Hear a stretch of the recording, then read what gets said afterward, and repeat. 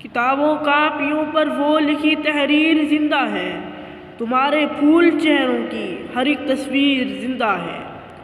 Army public school Peshawar میں 10 سال قبل سفاق دہشت گردوں نے علم حاصل کرنے والے معصوم بچوں کو دہشت گردی کا نشانہ بنایا۔ اس حملے میں معصوم طلباء سمیت 147 افراد شہید اور درجنوں زخمی ہوئے۔ 16 دسمبر 2014 کو ملک کی تاریخ کا المناک واقعہ رونما ہوا جب 6 دہشت گرد دیوار پھلانگ کر آرمی پبلک اسکول میں داخل ہوئے۔ جدید اسلحہ سے لیس اور سرکاری اہلکاروں کی وردیوں میں ملبوس دہشت گردوں نے علم کی پیاس بجھانے والے طلباء پر اندھادھند گولیوں کی بوچھاڑ کر دی۔ روز محشر کیا حساب دو گے، تم ماؤں کی ہر خوشی کے قاتل ہو۔ تاریخ میں سالوں سے ہونے والی دہشت گردی کے واقعات کو دیکھتے ہوئے اگر 16 دسمبر 2014 میں رونما ہونے والا واقعہ دیکھا جائے تو اس سے زیادہ تکلیف دہ کوئی واقعہ نظر نہیں گزرے گا۔ 16 دسمبر کو خون کی ایسی ہولی کھیلی گئی جس کے چینٹے ہر ماں کے دامن پر جا گرے۔ جہاد کے نام پر اس دہشت گردی نے معصوم فرشتوں کو موت کا سامنا اتنے قریب سے کروایا کہ اب وہ بچے شاید ہی اس خوف اور ڈر سے باہر نکل سکیں۔ ان معصوم بچوں کے سامنے ان کے ٹیچر کو زندہ جلایا گیا، ان کے عزیز دوستوں کو ایسی دردناک موت کے گھاٹ اتارا گیا کہ کائنات کی ہر شے تڑپ اٹھی۔ ان ماؤں کے دل پہ کیا بیتی ہوگی جنہوں نے اپنے بچے صبح دعاؤں کے ساتھ اسکول کو روانہ کیے، مگر کچھ ہی دیر میں وہ بچے ان کو کفن میں لپٹے ملے۔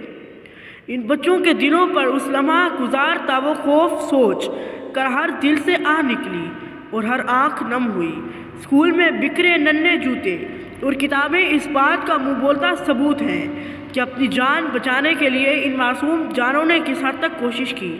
شاید ان ماؤں کو پھر بھی صبر آ جائے جنہوں نے اپنے بچوں کو آخری سفر کے لیے رخصت کیا، مگر ان ماؤں کا کیا حال ہوگا جن کو اپنے بچوں کا آخری دیدار بھی نصیب نہ ہوا۔ اتنی بے دردی سے کوئی جانور ہی کرتا ہے جیسا سلوک ان بچوں کے ساتھ کیا گیا۔ دہشت گردوں کو کم از کم انسان نہیں کہا جا سکتا۔ میری نظر میں یہ انسانیت کی توہین ہوگی۔ ایسے واقعات نے اس قوم کو اس حد تک بے حس کر دیا کہ اگر کوئی کسی زخمی کو تکلیف میں دیکھ لے تو بجائے اس کی مدد کرنے کے وہ اس کے پاس سے گزر جانا بہتر سمجھتا ہے۔ ہمارے دلوں میں احساس کی حد تک کمی ہو چکی ہے کہ ان باتوں کا ہم پر کوئی اثر نہیں ہوتا۔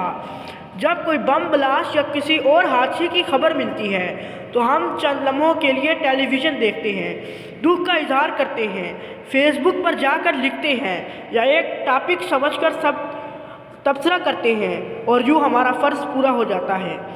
پھر اگلے ہی لمحے ہم اپنی زندگی کے مشاغل میں ایسے مصروف ہو جاتے ہیں کہ جن لوگوں کے گھر اجڑے ہوتے ہیں ان لوگوں کے ماتم کی آواز ہمارے قہقہوں میں دب جاتی ہے۔ ہمیں خود کے ساتھ عہد کرنا چاہیے کہ ہم کسی کے ساتھ بھلائی کرتے وقت یہ نہ سوچیں کہ اس کے بدلے کسی مشکل میں آ جائیں گے، بلکہ یہ سوچیں کہ کل کو مشکل میں ہمیں بھی کسی کی ضرورت پڑ سکتی ہے۔ ظلم ہوتے دیکھ کر خاموش رہنے کی بجائے اس کے خلاف آواز اٹھانی چاہیے، اسے روکنے کی کوشش کرنی چاہیے، ورنہ یہ ملک دن بدن مزید اس دلدل میں دھنستا چلا جائے گا اور تب اسے کوئی نہیں بچا سکے گا۔ اب اس ملک کی تقدیر اس قوم کے ہاتھوں میں ہے۔